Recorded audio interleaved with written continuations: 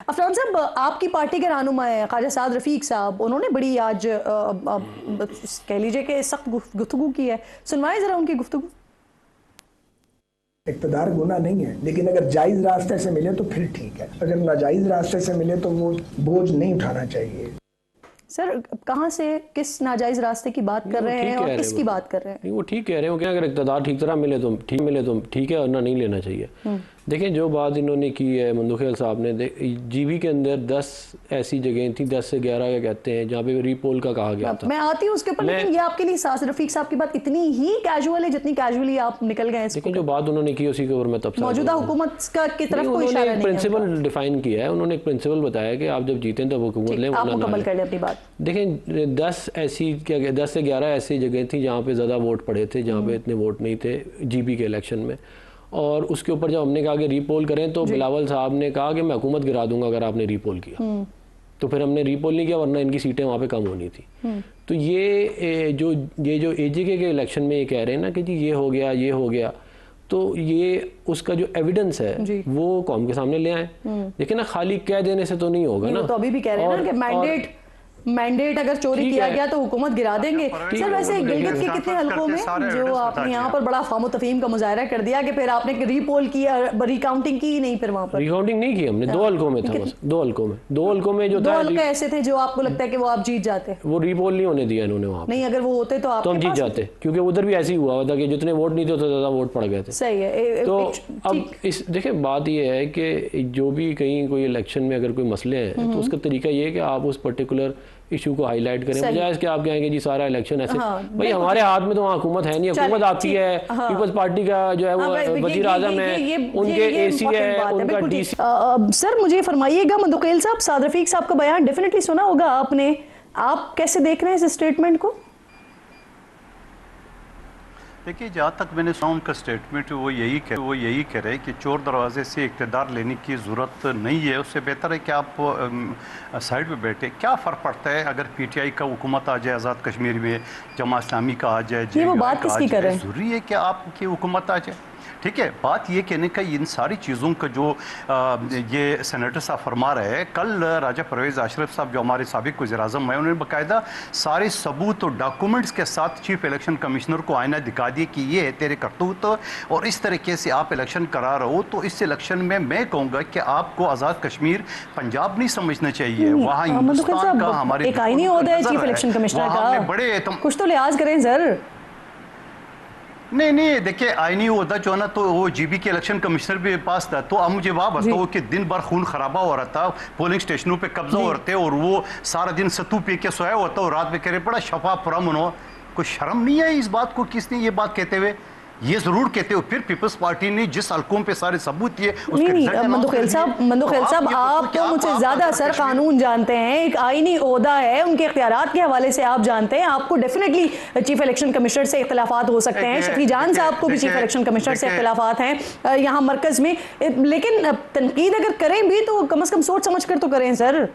अल्फाज का चुनाव तो कम से कम बेहतर हो। करें कि ये हम देखिए, मैं वकालत से पिछले 32 साल से वाबस्ता हूँ, हमें कानून भी पता, इस आदमी के नाम के साथ जस्टिस भी लिखा हुआ है। हम ये करें, खुदा रहा आपने जस्टिस की जो है ना सीट पे भी बैठे हुए, आपने बड़े अच्छे शफाफ फैसले भी किए होंगे, लोगों को इंसाफ भी दिलाया होगा, लेकिन खुदा रहा इस तरह आवाम के सामने आके झूठ तो नहीं बोलो कि आप कह रहे शफाफ इलेक्शन हुआ है और पुरअमन हुआ है। हम बंदे मर रहे हैं, जख्मी हुए हैं, ब्लड बक्स उठा के ले रहे, 16,000 सीसीटी के लोग नून लीग की गुंडों के साथ पोलिंग स्टेशनों पे कब्जे करे हो रहे शफाफ इलेक्शन है। तो इससे बड़ा झूठ तो बेहतर है कि वो कम से कम स्टेप डाउन कर दे। सही। शफी जान साहब, आप मुझे फरमाइएगा, अब पहली तारीख आज हो गई है, कुछ 3-4 दिन रह गए हैं, तो आप लोग फाइनल कर पाए क्या प्लान किया है आपने? 5 तारीख को सिर्फ जलसा करेंगे या कोई लॉन्ग मार्च वगैरह का प्लान कर रहे हैं, कर क्या रहे हैं?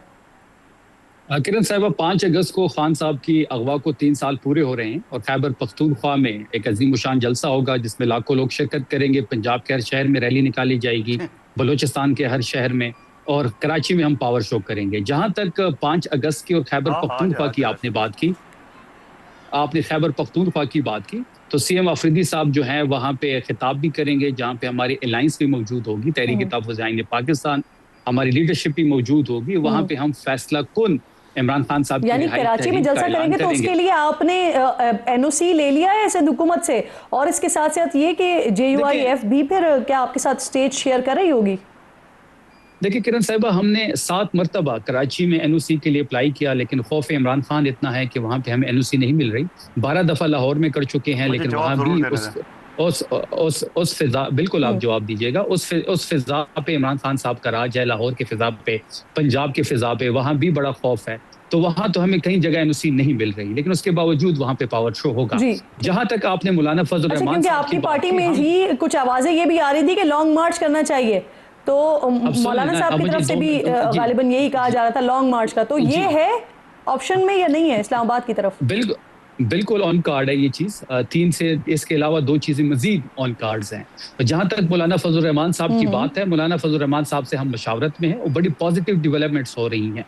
ये जो मीडिया पे क्यास आराइयां हो रही हैं कि मौलाना साहब ने ये डिमांड कर ली और तहरीक इंसाफ ने उनसे ये बात कही, अभी तक कोई ऐसी डिमांड उनकी तरफ से ना हमारी तरफ से हुई है, लेकिन हम बड़े क्लोज हैं तमाम तरह चीजों के, बड़ी पॉजिटिव सर मतलब चीजें हो रही थोड़ा हैं। सा ट्रस्ट का फुकदान है। मेरे प्रोग्राम में कामरान मुर्तज़ा साहब कह चुके हैं कि पाकिस्तान तहरीक इंसाफ से जो भी बात होगी वो ऑन रिटर्न होगी, कुछ हमारी भी भी यही बात ख्वाहिश है। बगैर लिखे नहीं होगी, ताकि दोनों जो है वो जो मामला तय पाए हों उस पर अमल कर सकें। देखिए फुकदान का जो एतमाद का फुकदान है, एतमाद का जो फुकदान है, एक तो ये मंदुखेल साहब को आज बड़ा ब्लड प्रेशर चढ़ा हुआ है, थोड़ा वेट कर ले अपनी बारी का। देखिए जहां आप करें, तक प्लीज आप अपनी बात को करें। एतमाद के फुकदान का बात है तो वो तहरीक इंसाफ की तरफ से भी है। हम खुद ये चाहते हैं कि इस बार जो भी GUI के साथ तय हो वो रिटन फॉर्म में हो, और बड़ी पॉजिटिव डेवलपमेंट्स हो रही है, और इस बार हम तहरीक में एज अ अलायंस आगे बढ़ना चाहते हैं। हम तमाम तरह सियासी कुव्वतों से बात कर रहे हैं, जो मकामी यहाँ पे जमातें हैं, जो मजहबी जमातें हैं, हम उनसे बात कर रहे हैं जो इस मौजूदा गैर आईनी गैर कानूनी हुकूमत के खिलाफ हो। सही। अच्छा मंदुखेल साहब, कल दूसरा मरहला होने जा रहा है आज़ाद कश्मीर में इलेक्शंस के हवाले से।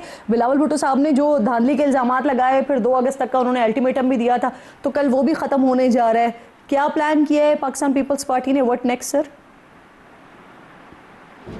जी, इस प्लान से पहले मैं आपको बता दूं कि PTI ने जो जनूबी पंजाब एहतियात से 100 दिन का मुआहदा किया, धोखा दिया है। PTI ने MQM के साथ मुआहदा किया, धोखा दिया है। PTI ने मौलाना साहब के साथ कई नशिस्तें किए, धोखा दिए जब ये स्पीकर के साथ उन्होंने मुज़ाकरात किए। PTI ने मंजूर पश्तीन की PTM के साथ मुआहदा किया, 2 महीने साथ बैठने की ऑफर तो आपने की कोई है। भरोसा नहीं करने वाला है, चलिए, हमने ये तो नहीं कोई कहा भरोसा कि नहीं करने वाला है। सुन ले अब आप तसल्ली से सुन ले मेरे भाई, सुन ले सुन ले मेरे भाई, तसल्ली से सुन ले। मंदुखेल साहब, अभी तो आपने ही ऑफर की है PTI से हाथ बढ़ाया उनकी तरफ आपने सर। मैं किरण साहिबा, आप ये देखो, इनकी तरबियत का अंदाजा आप यहाँ से लगा ले कि हम सियासी लोग हैं, हमने हाथ बढ़ाया है 2024 के इलेक्शन में भी, मगर इसकी तरबियत का जबान आप देख ले कि क्या जबान इस्तेमाल की उन्होंने। और दूसरी बात मैं एक चीज ये बता दूं कि ये इससे पहले भी नहीं सर, आप बता रहे हैं ना कि पीपल्स PTI ने अगर हमेशा धोखा दिया है, तो मैं इस पर सवाल कर रही थी कि इस बार तो आपने ही हाथ बढ़ाया। अगर आपको इतनी ज्यादा उनकी तारीख मालूम है तो फिर हाथ क्यों बढ़ाया आपने?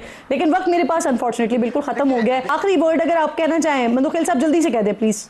मैं ये कह रहा हूँ, ये कराची जब सुहेल अफरीदी साहब आ गए, हार फूल पहनाया, हमारे वजीरों ने इस्तकबाल किए, 2 दिन तक कराची और हैदराबाद के सड़कों में भटकते रहे, मगर 40-50 गाड़ियों के साथ कोई आवाम इकट्ठे नहीं कर सके।